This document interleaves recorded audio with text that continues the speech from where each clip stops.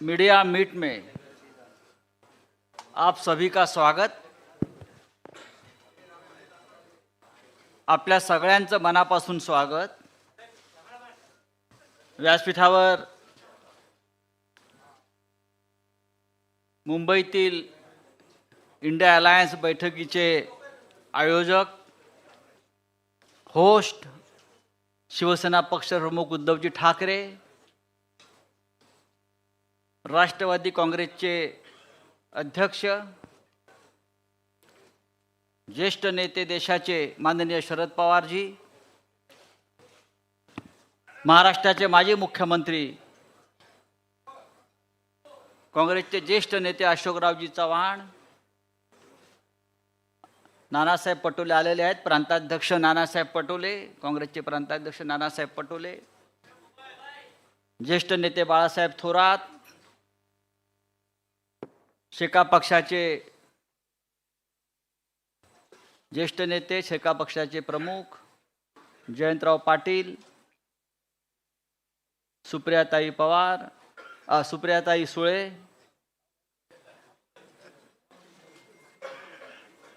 युवा सेनेचे अध्यक्ष श्री आदित्य ठाकरे आणि येथे यहाँ उपस्थित सभी पार्टी के सभी मान्यवर नेतागण और पूरे देश भर से जो मीडिया यहाँ आया है, उन सभी का मैं स्वागत करता हूँ। आज की प्रेस वार्ता बहुत ऐतिहासिक है, हिस्टोरिक है। पटना और बेंगलुरु के बाद इंडिया अलायंस मुंबई में मिलने जा रही है और उस बारे में सभी जानकारी जो आपको चाहिए, जो कल से शुरू होने जा रही है, उस बारे में आपसे बातचीत करने के लिए सभी नेतागण उपस्थित है। आपने देखा होगा कि मुंबई का पूरा माहौल इंडियामय हो गया है। पूरे देश में इंडिया की सिर्फ 3 बैठकें हो रही है, लेकिन ममता दीदी ने आज कहा है, जो ममता दीदी का भी आगमन हो रहा है, कि रसोई गैस 200 रुपया सस्ता हो गया। ये इंडिया की सिर्फ 2 बैठकों का कमाल है। लालू यादव जी कल निकले पटना से मुंबई के लिए, तब लालू जी को पूछा गया पत्रकारों से, लालू जी मुंबई में क्यों जा रहे हो? तो लालू जी ने कहा, मोदी जी के नरड़ी पर बैठने जा रहा हूं। ये कोई व्यक्तिगत लड़ाई नहीं, इसका मतलब है हम तानाशाही के खिलाफ लड़ने जा रहे हैं। और एक मुद्दा बहुत महत्वपूर्ण है, जैसे आदित्य जी आप बोल रहे थे कि आज फिर एक बार चाइना अंदर घुस गई है, आक्रमण किया है अपने जमीन पर, लद्दाख में, अरुणाचल प्रदेश में। लेकिन जैसे जैसे हमारा इंडिया आगे बढ़ेगा, वैसे वैसे चाइना पीछे हटेगी। ये इंडिया की ताकत बनते जा रही है। आज उद्धव जी, शरद पवार साहब आपसे बातचीत तो जरूर करेंगे, लेकिन मैं आपको ये बताना चाहता हूं कि हम कल और परसों 31 अगस्त एंड 1 सितंबर के इंडिया मीट की पूरी तैयारी कर चुके हैं। सभी प्रमुख नेता, सभी प्रमुख दल जो पटना में थे, जो बेंगलोर में थे, वो मुंबई में आ रहे हैं। लालू यादव जी का आगमन हो गया है, डॉक्टर फारूक अब्दुल्ला जी का आगमन हो गया है, ममता बनर्जी का आगमन हो गया है। कल मल्लिकार्जुन खड़गे साहब, सोनिया जी, राहुल जी, सब प्रमुख नेता कल आ जाएंगे। अखिलेश जी आएंगे, नीतीश कुमार जी, अरविंद केजरीवाल जी, हेमंत सोरेन जी, ये सभी मुख्यमंत्री 6 राज्यों के मुख्यमंत्री, यहाँ स्टालिन साहब, 6 राज्यों के मुख्यमंत्री और सभी नेतागण आएंगे। आपके मन में जो भी प्रश्न है, जो भी शंकाएं हैं, उस बारे में आप सवाल पूछ सकते हैं, लेकिन मैं आपको एक विनती करूंगा कि ये प्रेस कॉन्फ्रेंस ज़्यादा लंबा मत खींचिए। जो काम की बात है वो करिए। और अब मैं नाना पटोले जी को अपनी बात रखने के लिए आमंत्रित करता हूं।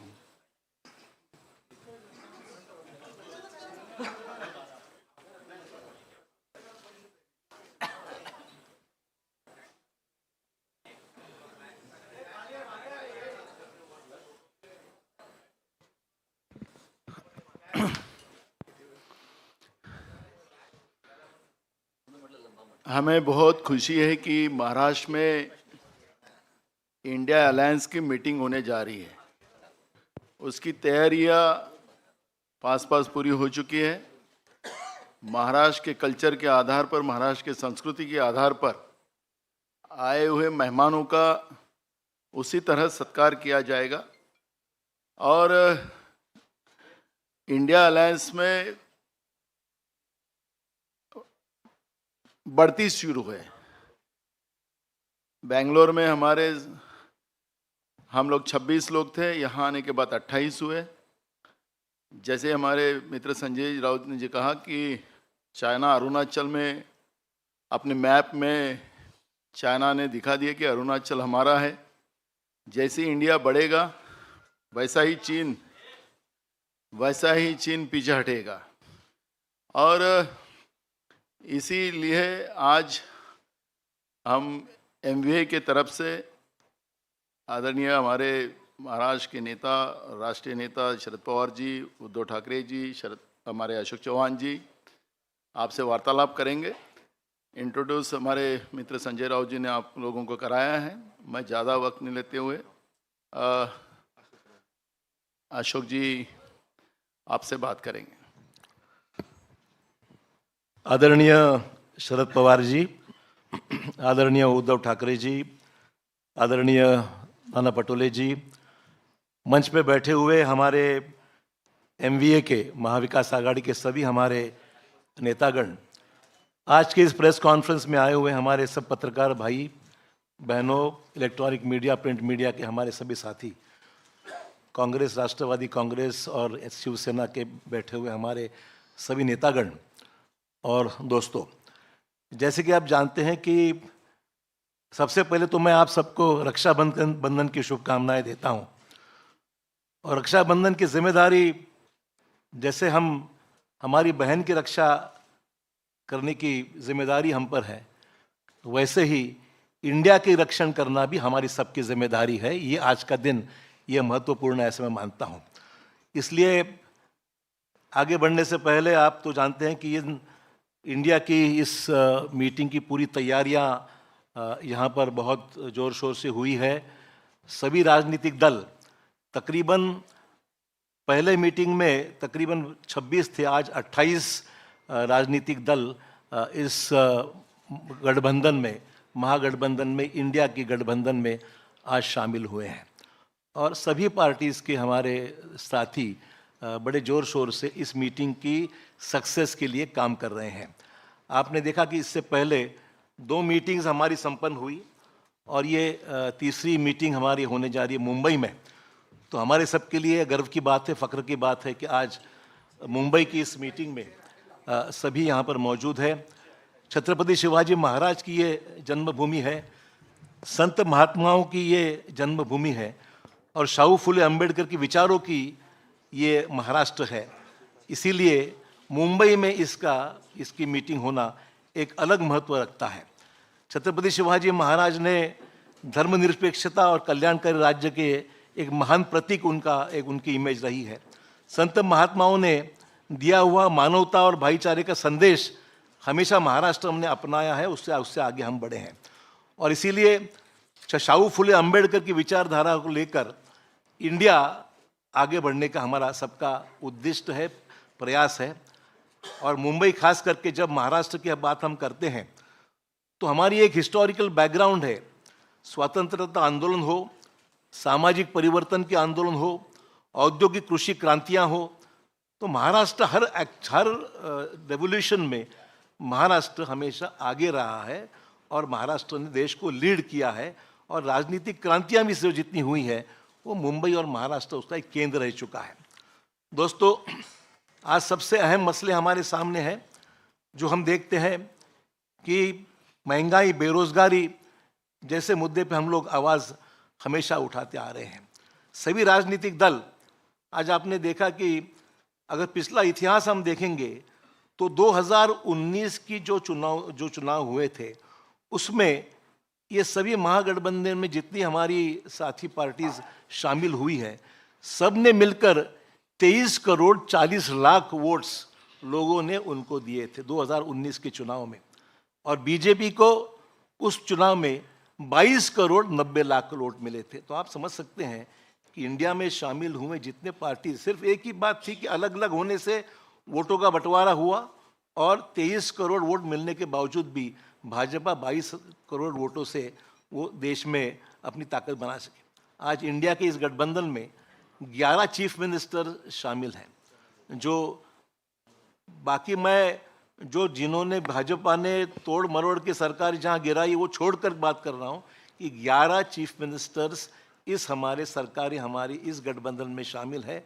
आपने देखा कि मध्य प्रदेश, गोवा, महाराष्ट्र जैसे राज्य को भी तोड़ने का काम भाजपा ने किया है। पर आपने देखा कि कर्नाटक में तोड़ने के बावजूद दोबारा वहाँ पर ज़्यादा अक्सरियत से हमारी सरकार वहाँ पर कर्नाटक में लोगों ने चुन के दी है। और मुझे पूरी उम्मीद है कि इंडिया के इस माहौल से आज जो भी हम कोशिश कर रहे हैं, महाराष्ट्र में हमारे सरकार तोड़ने के बावजूद भी महाराष्ट्र में दोबारा हमारी सरकार हमारी एमवीए की और अन्य साथियों को मिलकर हम स्थापित करेंगे, ऐसे पूरी उम्मीद दोस्तों हमको है। मैं ज़्यादा वक्त नहीं लूँगा क्योंकि सभी पार्टीज इसमें शामिल है। आदरणीय पवार साहब और ठाकरे साहब को भी आपको संबोधित करना है। तो आज हमारे लिए महत्वपूर्ण है कि आज सभी राजनीतिक दल हमारे साथ में हैं और बड़े ताकत के साथ में आने वाले चुनाव एक पॉजिटिव डे। हमारी सिर्फ किसी को विरोध करना ही इतना हमारा एजेंडा नहीं है। डेवलपमेंटल अलायंस मैं कहूँगा कि इसमें डेवलपमेंट का एजेंडा है, कुछ पॉजिटिव काम करने का एजेंडा है, हमने स्वीकार कर लिए, इसलिए एक छत्र में सब यहाँ पर इकट्ठा हुए हैं। धन्यवाद। आवश्यकता नहीं, सिर्फ चौथी राजनीतिक दल इसमें शामिल जो होने वाले हैं वो 28 है, 28, और उनके प्रतिनिधि कल के मीटिंग के जो मौजूद रहेगी इनका नंबर 63 है। तो 63 प्रतिनिधि, 28 पॉलिटिकल पार्टी, इनका ये सम्मेलन कल से परसों से शुरू होगा। और जिस तरह से कई राज्यों से लोगों का जो इसमें इंटरेस्ट के बारे में हम सुनते हैं, इससे मुझे पूरा विश्वास है कि एक अल्टरनेटिव फोरम देश में तैयार हो जाएगा कि जो देश में परिवर्तन करना है, ये परिवर्तन के लिए मजबूत होगा। और यही काम हम लोग करेंगे, इतना ही मैं कहता हूँ। और श्रीयुत उद्धव ठाकरे, इनके पास मैं माइक देता हूँ।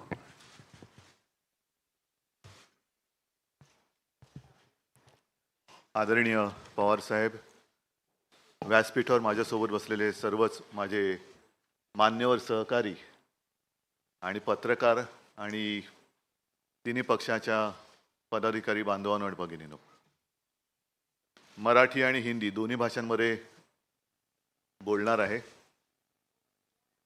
जसं अशोकरावांनी रक्षाबंधनाच्या शुभेच्छा दिलेल्याच आहेत, त्याचप्रमाणे मी सुद्धा सर्वांना, देशातील सर्व माझ्या मातांना आणि भगिनींना रक्षाबंधनाच्या शुभेच्छा देतो। आणि रक्षाबंधन केवळ एका दिवसासाठी असायला नको। राज्यकर्ता म्हटल्यानंतर आपल्या कारभारातला प्रत्येक दिवस हा महिला सुरक्षित राहण्यासाठी वापरला गेला पाहिजे. महिलांना आपल्या देशात सुरक्षित वाटलं पाहिजे, असा राज्यकारभार करायला पाहिजे, असं शासन असलं पाहिजे. दुर्दैवाने तसं शासन आज तरी आपल्या देशात आणि राज्यामध्ये दिसत नाहीये. मधल्या काळामध्ये मी त्याच्यावरती भाष्यही केलं होतं. 1-2-3 दिवसापूर्वी माझी हिंगोलीत सभा झाली, त्याही सभेत बोललो होतो. कारण मी बातमी वाचली होती की खास करून भारतीय जनता पक्षाच्या कार्यकर्त्यांना सांगितलं गेलं होतं की मुस्लिम महिलांकडनं राखी बांधा, आणि तोच धागा म्हणजे रक्षाबंधनाचा धागा वेगळा आणि या बातमीचा धागा वेगळा.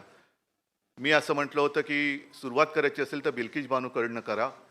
आणि मणिपूरमध्ये या 2 महिलांची धिंड ज्या पद्धतीने काढली गेली, ज्याप्रमाणे आपल्या महिला कुस्तीपटू तिकडे दिल्लीत बसल्या असताना त्यांच्याकडे दुर्लक्ष केलं गेलं, तर या सगळ्या महिलांना सुरक्षित वाटावं असं सरकार आणण्यासाठी म्हणून आम्ही सगळे एकत्र आलेलो आहोत. और आप सभी तो जानते हैं कि पूरे देश को अपना परिवार मानने वाले सारे लोग जो देशप्रेमी हैं, मैंने पहली मीटिंग में कहा था कि मैं विपक्ष ये शब्द मानता नहीं हूं. हम इकट्ठा आए हैं अपने देश की रक्षा करने के लिए. रक्षाबंधन देश की रक्षा, भारत माता की रक्षा करने के लिए हम इकट्ठा आए हैं. और साथ ही साथ तानाशाही के खिलाफ तो हम हैं, जुमलेबाजी के खिलाफ हम हैं. संजय राउत जी ने जैसे कहा कि हमारी तीसरी मीटिंग होने जा रही है और आज ही गैस सिलेंडर के दाम 200 रुपये से कम हो गए. शायद मुझे ऐसे लगता है कि जैसे जैसे इंडिया आगे बढ़ेगा, एक दिन ऐसे आएगा कि आज की सरकार गैस सिलेंडर फ्री में दे देगी, सबको फ्री. क्योंकि वो सरकार अभी गॅस पर है, सरकारच गॅसवरती आहे आणि त्याच्यामुळे सिलेंडरचे भाव जर का कमी केले असतील तर मला काय त्याच्यात आश्चर्य वाटत नाही.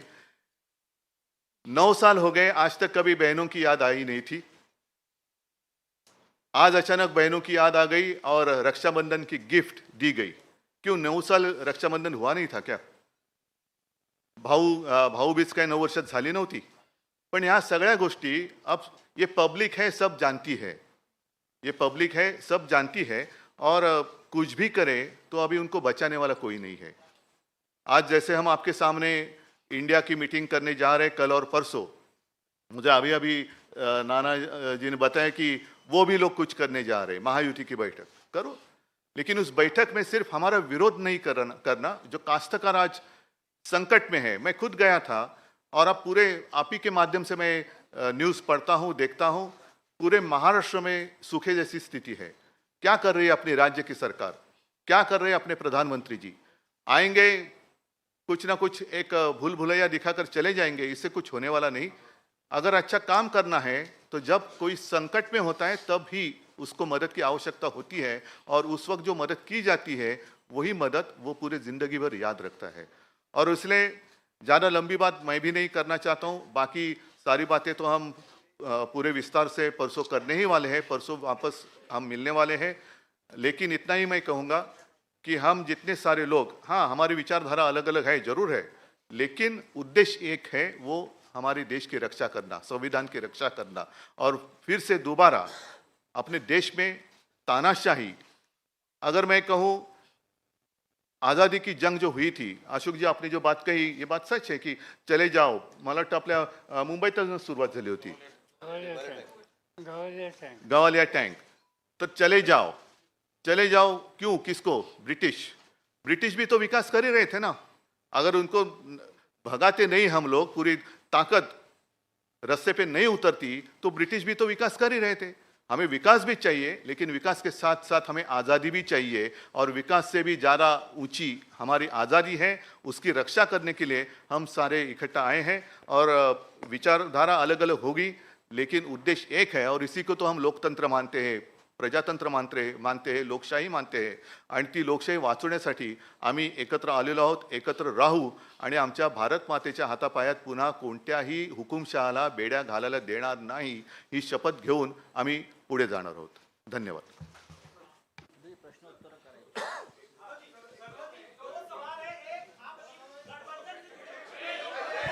शांत रहा, प्लीज सायलेन्स. एकच मिनिट, तुम्ही फक्त कोणाला प्रश्न विचारणार तेच सांगून करा.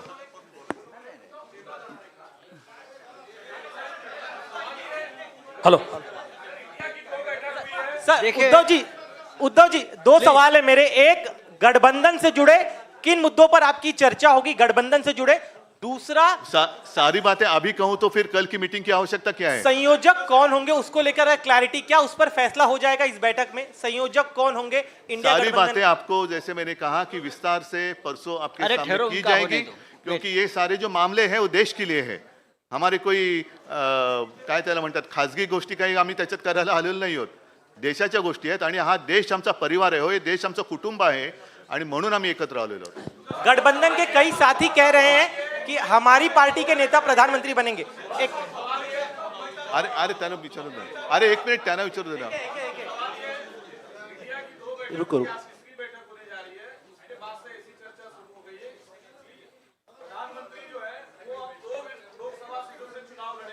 क्या आप दोनों बनारस में या जहां से वो दूसरी सीट से चुनाव लड़ेंगे संयुक्त सभा करेंगे? अरे चुनाव तो अभी दूर है ना, जब की बात तब देखी जाएगी.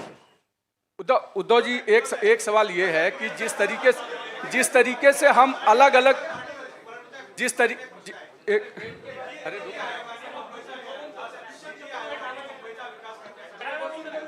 हा महत्वाचा प्रश्न आहे. नीती आयोगाने मुंबईमध्ये विकास करण्यासाठी त्यांनी एक आराखडा तयार केला आहे. महाराष्ट्रामध्ये खास करून आता केंद्राचं इकडे या ठिकाणी दखल आहे, म्हणजे मुंबईला वेगळं करण्याचा हा एक मोठा प्रयत्न आहे, डाव आहे, असं वाटतं का तुम्हाला? हा, तुमच्या प्रश्नाचा अर्थ हा सर्वसामान्य जनतेच्या मनामध्ये त्यांना तो समजलेला आहे आणि आता लोकांच्या लक्षात आलं असेल की महाविकास आघाडीचं सरकार का पडलं. कारण मी मुख्यमंत्री होतो, माझे सहकारी इकडे बसलेले आहेत, अशोकराव आहेत, आदित्य जयंतराव आहेत, थोरात साहेब आहेत. जयंतराव तुम्ही मंत्रिमंडळात नव्हतात, नाना तर अध्यक्ष होते, पण त्यावेळेला सुद्धा केंद्रात त्यांचं सरकार असताना असा कोणताही प्रस्ताव आणण्याचं धाडस त्यांनी केलं नव्हतं. मुंबई वेगळं करणं आणि मुंबई केंद्रशासित करणं हा डाव आता उघड झालेला आहे. पण आम्ही तिकडे सत्तेत असताना हा प्रस्ताव आणण्याची त्यांची हिंमत नव्हती आणि आत्ता सुद्धा हा प्रस्ताव आम्ही होऊ देणार नाही. ज्या क्षणी आमचं सरकार केंद्रात आणि राज्यात येईल त्यावेळेला हे सगळे जे काय आहे त्यांचे पाश आम्ही तोडून टाकल्याशिवाय राहणार नाही आणि मुंबईची स्वायत्तता जी आहे, महाराष्ट्र आणि प्रत्येक राज्याची स्वायत्तता आहे, ती आम्ही आभारीत ठेवू. ह्याची सुरुवात दिल्लीपासून केली गेली. दिल्लीसाठी जेव्हा त्यांनी तो जो काही एक वटहुकूम वगैरे आणला तेव्हाच आमच्या सर्वांच्या मनात भीती होती की हे सगळेजण, कारण आपल्या देशाला, आपल्या सरकारला केंद्र सरकार नाही, संघ राज्य पद्धतीचं सरकार म्हणतो आपण. प्रत्येक राज्याला समान अधिकार आहेत. अगदी 2-3 मोजक्या गोष्टी सोडल्या तरच केंद्राला त्याच्यात हस्तक्षेप करण्याचा अधिकार आहे. पण हा हस्तक्षेप हा दिवसागणिक ते वाढवत चाललेत. राज्यांची आणि शहरांची स्वायत्तता मारून सर्व काही एकछत्रीपणा आणायचा, ही छत्री आम्ही तोडून मोडून टाकल्याशिवाय राहणार नाही. थोड्या दिवसाची गोष्ट आहे. सरकार आमचं दोन्हीकडे आल्यानंतर हे सगळे असे उपराटे निर्णय जे त्यांनी घेतलेले आहेत ते आम्ही पुन्हा उलटे फिरवल्याशिवाय राहणार नाही. उद्धव जी दो सवाल ऐसा है कि अरे बाकी लोगों को सवाल पूछिए. हम अलग अलग विचारधाराओं के साथ एक आए हैं. उद्धव जी, अब विपक्ष लगातार ये कह रहा है मराठी होने दो. हाँ, मैं एकदा मराठी मैं देखिए पहले मराठी पूरा होने दो.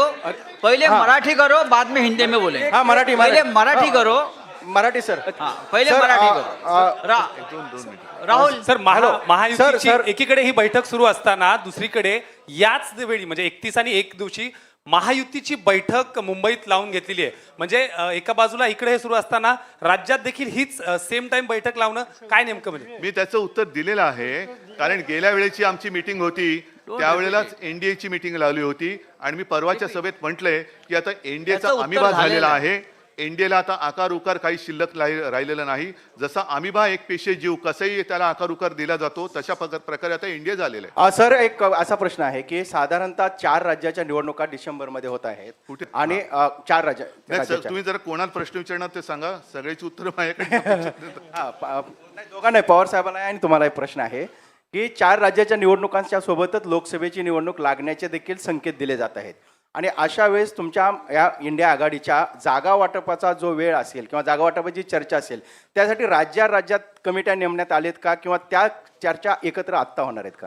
असं आहे की आम्ही जागा वाचवायची चर्चा सुरू केली नाही. आमच्या पहिल्या 2 ज्या बैठका झाल्या त्या महत्त्वाच्या होत्या आणि उद्या इथून पुढचा आपला सामूहिक कार्यक्रम काय असावा याच्या संबंधीची चर्चा होण्याची शक्यता आहे.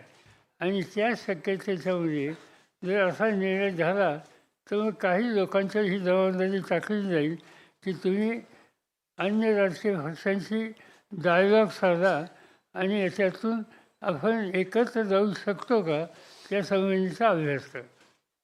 तर प्रश्न असा आहे की तुमची उद्धव साहेबां तुम्हाला प्रश्न आहे. आपली प्रकाश आंबेडकरांसोबत युती आहे, मात्र त्यांचं असं म्हणणं आहे की मला या आघाडीचं निमंत्रण देखील नाही आहे, मी महाविकास आघाडीत देखील नाही आहे. एकूण युती आहे की नाही ते तुमचे प्रकाश आंबेडकर आणि आमची युती गेल्या 23 जानेवारीला आम्ही जाहीर केलेली आहे. साहजिकच एक त्यांची गोष्ट बरोबर आहे की शिवसेना आणि प्रकाश आंबेडकर यांची युती आम्ही जाहीर केलेली आहे. आता ह्या इंडिया बैठकीत किंवा इंडियाच्या आघाडीत येण्यासाठी त्यांची सुद्धा इच्छा आम्हाला प्रकाश आंबेडकरजींशी बोलून विचारावी लागेल आणि एकदा आम्ही एकत्र आल्यानंतर ते एकमेकापासून वेगळे होण्यासाठी एकत्र येत नाही. त्यांना सुद्धा व्यवस्थित त्यांच्याशी चर्चा करून जर त्यांची तयारी असेल तर ते सुद्धा या आपला म्हणजे महाराष्ट्रामध्ये महाविकास आघाडी आणि देशात इंडिया याच्यामध्ये ते पण येऊ शकतात. उद्धव साहेब इकडे इकडे इकडे मुंबई देशाची आर्थिक राजधानी आहे आणि त्यामध्ये ही इंडियाची बैठक होते. आगामी काळात मुंबई महानगरपालिकेची देखील निवडणूक होऊ घातलेली आहे. तर अशा वेळेला असं वाटतं तुम्हाला? कारण ज्या पद्धतीने चाललेलं आहे ती पद्धत त्यांना निवडणूक घेण्याचं धाडस ते करतील असं मला वाटत नाही. आणि आत्ता जो आधी प्रश्न विचारला होता पवार साहेबांनी त्याचं उत्तर दिलं की 4 राज्यांसोबत लोकसभा, मी म्हणतो त्याच वेळेला महापालिका पण घ्या. ह्याचा परिणाम दिसेल आपल्यासाठी फायद्याचा? परिणाम नक्की दिसणार आहे कारण लोक वाट बघतायत. धन्यवाद. आणि पवार साहेब एक सवाल असा आहे, उत्तर प्रदेशमध्ये मायावतींनी असं डिसिजन घेतलं आहे की ते तटस्थ राहणार आहे. तर यामुळे इंडिया आघाडीला काय वाटते? म्हणजे मायावती तटस्थ राहणार आहे, उत्तर प्रदेशमध्ये लोकसभाची जास्त सीट आहे.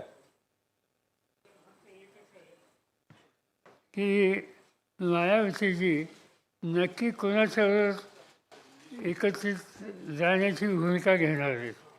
आम्हाला असं दिसतंय की काही वेळेला भारतीय जनता पार्टीशी सुद्धा त्यांनी सुसंवाद ठेवलेला आहे. ते आज ठेवतील असं मी म्हणत नाही, पण या सगळ्या गोष्टीची स्पष्टता जोपर्यंत येत नाही तोपर्यंत याच्यावर निर्णय घेणं अशक्य आहे. पवार साहेब एक मिनिट त्यांना विचारतो.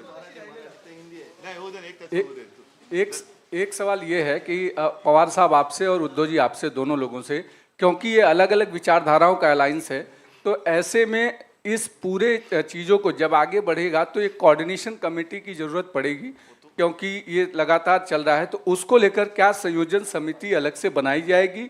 और दूसरा सवाल ये है कि विपक्ष जो सरकार में बैठे लोग हैं वो लगातार आप लोगों पर कह रहे हैं कि अभी तक कोई चेहरा आप लोग तय नहीं कर पा रहे हैं, तो प्रधानमंत्री पद का उम्मीदवार कैसे तय कर लेंगे? बात ऐसी है कि अलग अलग पार्टीज है, ये बात सच है, मगर बैठ कर डिस्कस करके मिनिमम कॉमन प्रोग्राम हम तैयार कर सकते हैं और मिनिमम एग्रीड प्रोग्राम इसके आधारित हम बनाने के लिए चॉइस बहुत है. सवाल यह है कि भाजपा के पास और चॉइस क्या है? जो 10 साल बैठे थे उन्होंने क्या किया सब लोग देख रहे हैं, सब लोगों ने उनका अनुभव लिया है. अब बीजेपी के सामने सवाल है कि अरे अभी चुनाव जीतना है, क्योंकि कर्नाटक में तो देखा आपने कोई कामयाबी हासिल नहीं हुई. बजरंग बली भी लाना पड़ा उनको, लेकिन तो भी बजरंग बली ने उनको आशीर्वाद नहीं दिए. तो अब उनके सामने सवाल है कि चॉइस क्या है, क्या कौन बनेगा जो करोड़पति नहीं. साहेब एक दोन प्रश्न क्या इसी डर से लगातार वो लोग ये कह रहे हैं कि कोई दूसरा चुनाव हम एक साथ नहीं कराएंगे, क्योंकि उनका एंटी इनकम्बेंसी जो है वो नेशनल वाइड पर ना पड़े, ऐसी उनको डर है क्या उनको? अभी उनके मन की बात मैं कैसे समझूं? वो तो टीव्ही पे होती रहती है. पवार साहेब मला प्रश्न विचारायचा आहे की इंडिया अलायन्सच्या बाबत थेट पंतप्रधानांपासून ते अमित शहा हे थेट आरोप करतात की एकतर भ्रष्टाचारी आणि घराणेशाही अशा स्वरूपाची ही अलायन्स आहे. याला उत्तर काय तुमचं? आणि पहिल्यांदा हे प्रधानमंत्र्यांचं भाषण भोपाळचं ऐकलं आणि भोपाळच्या भाषणामध्ये त्यांनी काँग्रेसवर टीका केली, भ्रष्टाचाराची. राष्ट्रवादी काँग्रेस पक्षावर टीका केली. राष्ट्रवादी काँग्रेस पक्षावर टीका करत असताना त्यांनी राज्य सहकारी बँक आणि इरिगेशन घोटाळा या 2 गोष्टी कटाक्षाने त्यांनी सांगितल्या. माझा आग्रह एकच आहे प्रधानमंत्र्यांचा, ते प्रधानमंत्री आहेत देशाचे, जिथे सत्तेचा गैरवापर झाला अशी माहिती त्यांच्याकडे असेल तर त्यांनी सखोल चौकशी करावी आणि वस्तुस्थिती समाजाच्या समोर ठेवावी. नुसता आरोप करण्याचा अर्थ नाही. तुमच्या हातात सत्ता आहे, त्याची चौकशी करा आणि सर्व देशाला सांगा वस्तुस्थिती काय. पवार साहेब, एक प्रश्न असा आहे पवार साहेब, आपल्यासोबत आपले काही सहकारी बाजूला गेले, त्यामुळे अनेक लोक आपल्या संभ्रमणात आहे. जे काही पार्ट्याज आहेत देशभरामधले, त्यांचाही संशय आहेत की पवार साहेब आमच्यासोबत आहेत आणि त्यांचे काही सहकारी भाजपसोबत आहे. हा संभ्रम मोठा आहे, लोकांमध्ये आहे, कार्यकर्त्यांमध्ये आहे. काही संभ्रम नाही. या लोकांना त्यांची जागा उद्याच्याला या राज्याचे मतदार दाखवतील.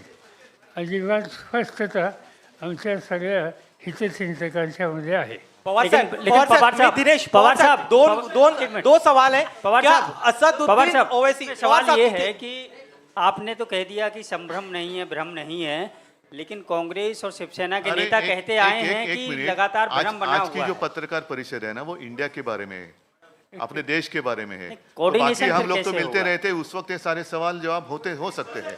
पवार साहेब प्रश्न असा आहे, पवार साहेब आपण सगळ्या विरोधी पक्ष, सगळ्या पक्षांना आपण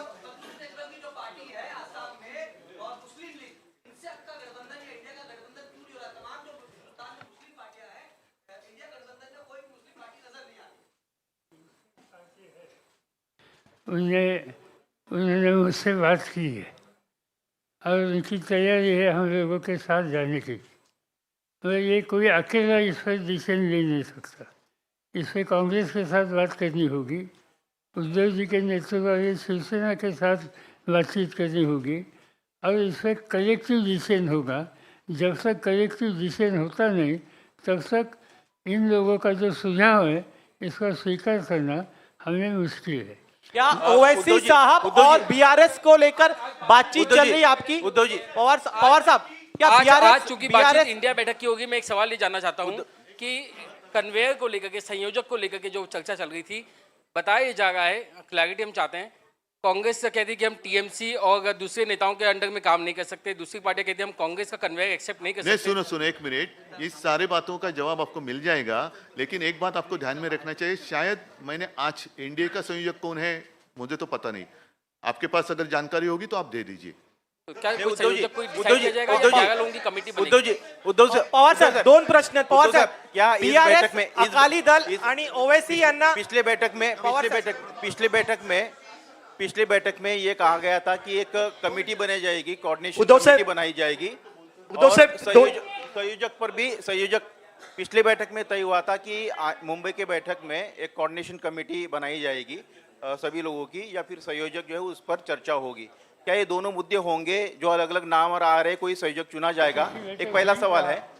नहीं, इसलिए तो मैंने पहले शुरुआत में कहा ना कि परसों हम दोबारा मिल रहे हैं और उस वक्त कल और परसों जितनी सारी बातें होगी आपके माध्यम से पूरी जनता, देश की जनता के लिए हम सबके सामने रखेंगे. उद्धव साहेब, 2 विषय लगता है पहिला प्रश्न तुमच्यासाठी आहे. उद्धव साहेब, पहिला प्रश्न तुमच्यासाठी आहे. तुम्ही मगाशी म्हणालात की इंडियाची बैठक आहे, इंडियाच्या विषयावरती बोललं पाहिजे. आज सगळं एकत्र आहेत, पण सातत्यानं सामनामधून शरद पवार आणि अजित पवार यांच्यावरती सातत्याने टीका केली जाते. हा विसंवाद का आहे की कुठेतरी सतत टीका होते आणि तुम्ही, जेव्हा आम्ही आमचं वैशिष्ट्य आहे ज्यांच्यासोबत असतो त्यांच्यावर टीका करतो. आणि दुसरा पवार साहेब, दुसरा प्रश्न असा आहे की साधी गोष्ट आहे.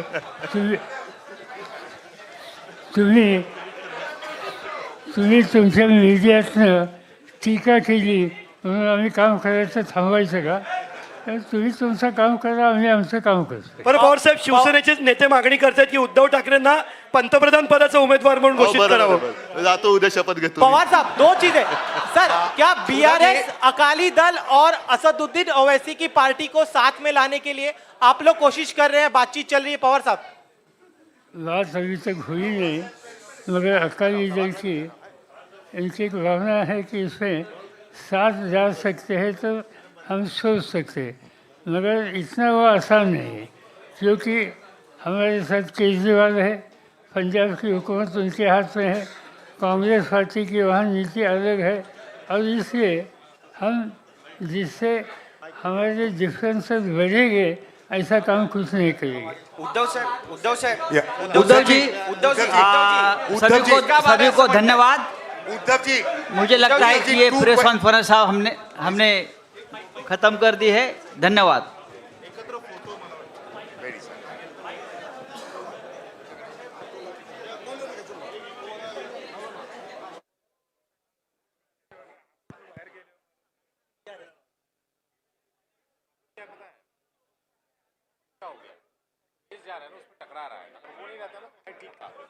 तो आँख में जाता है नीचे देऊन टाक ना।